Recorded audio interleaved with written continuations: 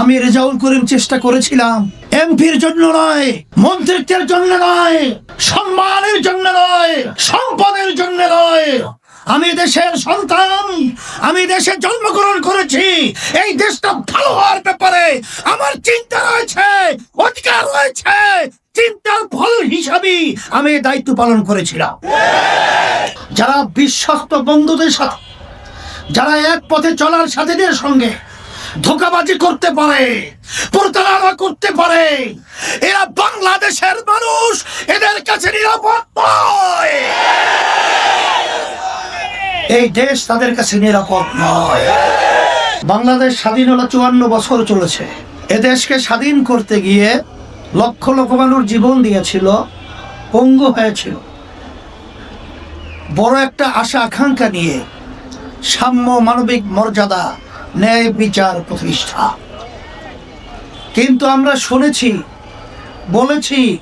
বলছি, কিন্তু যারা দেশ পরিচালনা করেছিল তারা একটাও বাস্তবায়ন করতে পারে নাই, ধারে কাছেও যায় নাই। বরঞ্চ আমরা পেয়েছি এদের পরিচালনায় হাজার হাজার মায়ের সন্তান হারা হতে। আমরা এদের পরিচালনায় দেখেছি আমাদের দেশের টাকাগুলো বিদেশে পাচার করে বেগম পাড়া তৈরি করতে। এদের পরিচালনায় আমরা দেখেছি যে বিদেশের তাবেদারি, গোলামির জিঞ্জির আমাদের বাংলাদেশের মানুষের হাত পা পরাতে। এই সমস্ত এই কঠিন অবস্থান থেকে পরিত্রাণ পাওয়ার জন্য 5ই আগস্টের পরে ইসলামী আন্দোলন বাংলাদেশ, বিশেষ করে আপনাদের দোয়া, আল্লাহর রহমতে আমি রেজাউল করিম চেষ্টা করেছিলাম এমপির জন্য নয়, মন্ত্রিত্বের জন্য নয়, সম্মানের জন্য নয়, সম্পদের জন্য নয়। আমি দেশের সন্তান, আমি দেশে জন্মগ্রহণ করেছি। এই দেশটা ভালো হওয়ার ব্যাপারে আমার চিন্তা রয়েছে, অধিকার রয়েছে। চিন্তার ফল হিসাবে আমি দায়িত্ব পালন করেছিলাম। কিন্তু দুঃখের মধ্যে বলতে হয়, যখন ইসলামের পক্ষে একটা বাক্স, এই স্লোগান নিয়ে যখন আমরা এসেছিলাম, বাংলাদেশের মানুষ স্বতঃস্ফূর্তভাবে সাড়া দিয়ে যখন আমাদেরকে আলিঙ্গন করলেন, তখন আমাদের মন খুশিতে ভরে গেল। কিন্তু আজকে দুর্গ শহরে বলতে হয়, যখন এই অবস্থা দেখেছে, তখন এক শ্রেণীর ক্ষমতা লোভী, ওরা ক্ষমতায় যাওয়ার রঙিন স্বপ্ন দেখেছে। আমাদের বাংলাদেশের মানুষকে আবার ধোঁকা দেওয়া বিভিন্ন নীল নকশা তৈরি করেছে। অত ব্যাখ্যা আমি দিতে চাই না, তবে আমি এতটুকু বলবো, যারা বিশ্বস্ত বন্ধুদের সাথে, যারা এক পথে চলার সাথীদের সঙ্গে ধোঁকাবাজি করতে পারে, প্রতারণা করতে পারে, এরা বাংলাদেশের মানুষ, এদের কাছে নিরাপদ নয়। এই দেশ তাদের কাছে নিরাপদ নয়।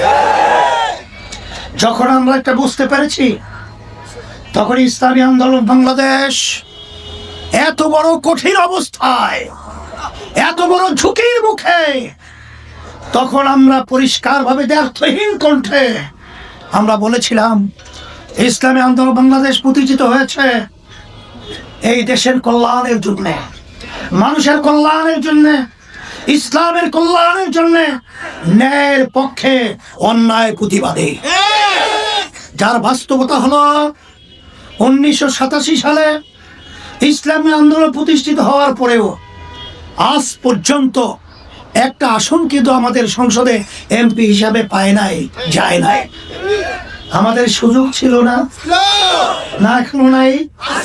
কিছুদিন আগেও বিএনপির বড় এক নেতা আমার কাছে মোবাইল করতেছে, হযরত দরজা খোলা। কিন্তু আমরা পরিষ্কার বলেছি, এই দরজা খোলার জন্য ইসলামী আন্দোলন বাংলাদেশ রাজনীতি করে না। ইসলামী আন্দোলন বাংলাদেশ রাজনীতি করে এই দেশের মানুষের ইসলামের কল্যাণের জন্য। সেই লক্ষ্যকে সামনে রেখে আমরা যে ঘোষণা করেছিলাম, ইসলামের পক্ষে একটা বাক্স, আল্লাহর খাস মেহেরবানিতে আপনাদের দোয়ায় এখন বাংলাদেশে একটাই ইসলামের বাক্স রয়েছে। সেই ইসলামের বাক্স হলো হাত পাখা প্রতীকের বাক্স। আর কোন বাংলাদেশে ইসলামের পক্ষের বাক্স নাই। আমি আপনাদেরকে এত বড় ব্যাখ্যা দিয়ে বলতে কোনো প্রয়োজন নাই। যারা বারবার পরীক্ষিত তাদেরকে নতুন ভাবে আবার কি পরীক্ষা দেব? আসেন, 5ই আগস্ট আমাদের দেশ অভ্যুত্থান হয়েছে নতুন বাংলাদেশ বিনির্মাণের জন্য, মানুষের কল্যাণ সাধিত হওয়ার জন্য। আমি দ্যার্থহীন করতে বলছি, আসেন আপনারা পরীক্ষা করে দেখেছেন সেই জুলাই 5ই আগস্ট বাংলাদেশে কোন রাজনৈতিক দল তার ব্যানারে রাস্তায় নামে নাই, হয়তোবা সাহস হয় নাই। আমি আন্দোলন বাংলাদেশ এই দেশের কল্যাণের জন্য, মানুষের কল্যাণের জন্য আমরা ব্যানার নিয়ে রাজপথে গুলির মুখে নেমেছিলাম দেশকে রক্ষার জন্য। সেই হিসাবে সকলকে বলবো যে আসেন, আজকে সারা দেশের মধ্যে ইসলামী আন্দোলন বাংলাদেশ একটাই বাক্স ইসলামের পক্ষে, সেই ঘোষণা নিয়ে ঢাকা 5 বাংলাদেশের রাজধানী। আমার বলতে গেলে আমার স্নেহ সন্তান, আমি হাজী ইব্রাহিম ওকে হাত পাকে শান্তির প্রতি আপনাদের সামনে হাতে উঠিয়ে দিয়ে আমানত হিসাবে রেখে গেলাম। আল্লাহ রাব্বুল আলামিন যেন তাকে ইসলামের পক্ষে, দেশের কল্যাণের পক্ষে, মানবতার কল্যাণের পক্ষে আল্লাহ যেন বিজয় দান করেন। সাথে সাথে আপনাদেরকে বলবো এই লক্ষ্যকে বাস্তবায়নের জন্য বিরামহীনভাবে আমরা আমার ভাইদের কাছে যাব, আমার মা বোনদের কাছে যাব, এবং বিশেষ করে যারা নতুন ভোটার হয়েছে আমার ছেলেদেরকে বলবো, আমার মেয়েদেরকে বলবো, তোমাদের প্রথম ভোটটা ইসলামের পক্ষের বাক্সে হাত পাকা প্রতীকে হবে, এই আহ্বান করছি তোমাদের কাছে। সাথে সাথে সকল কাছে দোয়া চাই, দোয়া করি আল্লাহ যেন আমাদের সকলকে দেশ ইসলাম মানবতার কল্যাণে কাজ করা আল্লাহ তৌফিক দান করেন।